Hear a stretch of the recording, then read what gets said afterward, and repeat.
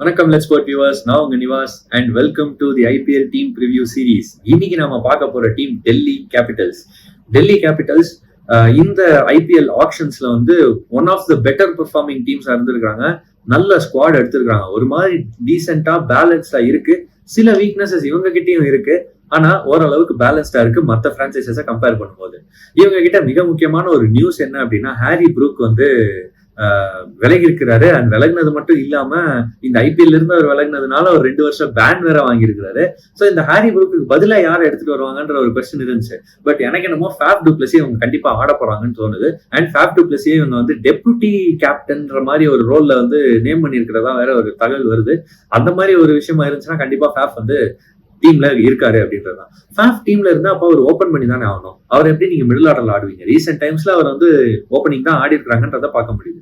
Jack Fraser megger மாதிரி ஒரு attacking பேட்ஸ்மேனை வந்து இவங்க ஆல்ரெடி டீம்ல வச்சிருக்காங்க. போன வருஷம் நிறைய நல்ல பெர்ஃபார்மன்சஸ் ஜேக் ஃப்ரேசர் மெக்கர் கொடுத்தாரு அப்படின்றத பார்க்கும்போது ஒரு JFM and Faf to Blessy opening combination நம்மளால பார்க்க முடியும். ஃபேண்டாஸ்டிக்கா இருக்க போதுங்க இந்த ஓப்பனிங் காம்பினேஷன். அப்படி அவங்க ஆடினாங்கன்னா நம்பர் 3ல யார் ஆடுவாங்க அப்படின்றது ஒரு கொஸ்டின். அபிஷேக் பொரல் போன வருஷம் நம்பர் 3ல ஆடினாரு, நல்லா ஆடினாரு. அவரையே தான் ட்ரஸ்ட் பண்ணுவாங்கன்னு நான் நினைக்கிறேன். சரி, ஓகே, நம்பர் 3ல அபிஷேக் பொரல் ஆடுறாரு. அப்ப டாப் 3 அட்டாக்கிங்கா இருக்க போது இறங்கின உடனே டமால் டுமில் அடிக்க போறாங்க.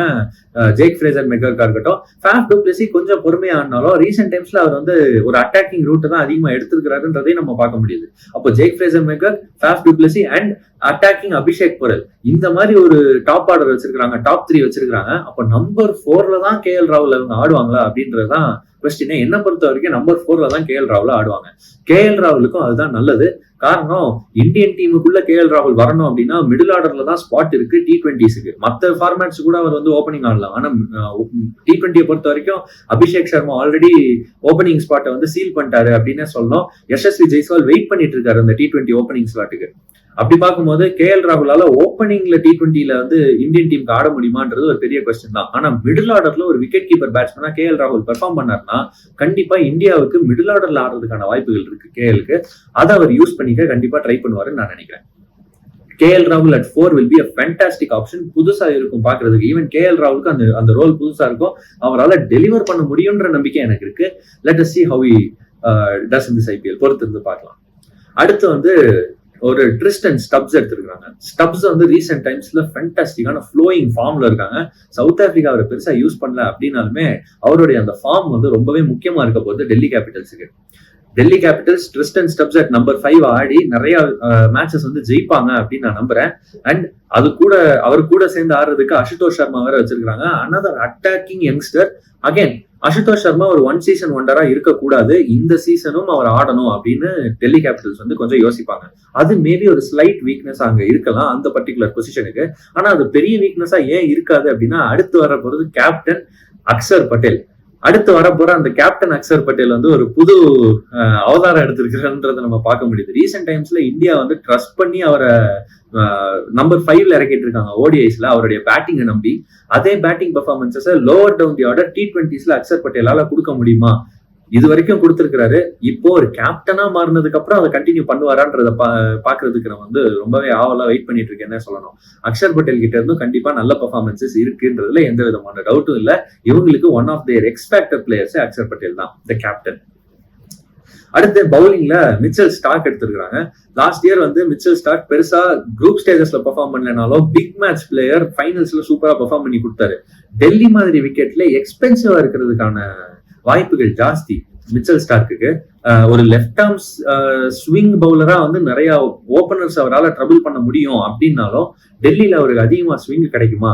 செகண்ட் இன்னிங்ஸ்ல டியூ வந்துச்சுன்னா அவர் எப்படி பவுல் பண்ணுவாரு அப்படின்றது எல்லாமே சில கேள்விக்குறிகள் தான். நட்ராஜன் எடுத்திருக்காங்க, நம்ம ஊர் நட்டு வந்து ஒரு ஃபேண்டாஸ்டிக்கான டெத் பவுலர்ல எந்த விதமான சந்தேகமும் இல்ல. நிறைய யார்கர்ஸ் போடுவாருன்றது அதுதான் வந்து அவர் ஃபேமஸாவே ஆக்குச்சுல்ல. யார்கர் நட்டுன்றது தானே அவரோட நேமே. ஆனா இப்போ வந்து யார்கர்ஸை தாண்டின சில வேரியேஷன்ஸ் வந்து அவருடைய கேம்ல கொண்டு வந்திருக்காரு. அவரால் இப்ப நியூ பால்லையும் போட முடியுமா அப்படின்றது ஒரு கேள்வி. அந்த ஸ்கில் இவங்களுக்கு தேவைப்படுமான்றதும் ஒரு கேள்விதான். பட் எனக்கு என்னமோ நட்ராஜன் அவங்க மிடில் ஓவர்ஸ்லயும் யூஸ் பண்ணுவாங்க, கொஞ்சம் மேபி பவர் பிளேலையும் யூஸ் பண்ணுவாங்கன்னு தோணுது. பட் அவங்க கிட்ட ஆல்ரெடி முகேஷ் இருக்காரு. முகேஷ் குமார் ஃபேண்டாஸ்டிக்கான ஒரு பவுலர். அவரும் ஏர்லி ஆன் வந்து பாலை ஸ்விங் பண்ணக்கூடிய பவுலர். பட் நட்டுவுக்கு டெத்ல சப்போர்ட் பண்ண போறது யாரு? ஸ்டார்க் தான் வந்து நட்டுவை வந்து டெத் ஓவர்ஸ்ல சப்போர்ட் பண்ண போறாரா? ஸ்டார்க் தான் அந்த யாக்கர்ஸ் போட போறாரா? அப்படின்றது ஒரு பெரிய கொஸ்டின் தான்.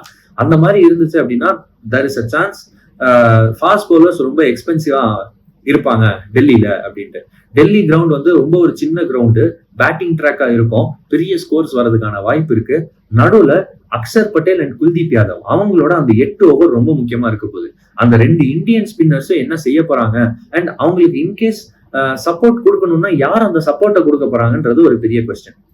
இவங்க மோஹித் சர்மாவையும் எடுத்திருக்காங்க. மோஹித் சர்மா கட்டர்ஸ் போடக்கூடிய ஒரு மீடியம் பேசர். அவர் டெத் ஓவர்ஸ்ல வந்து போடுவாரா, டெத் ஸ்பெஷலிஸ்டா மோஹித் சர்மாவை யூஸ் பண்ணுவாங்களா அப்படின்றத பார்க்கணும்.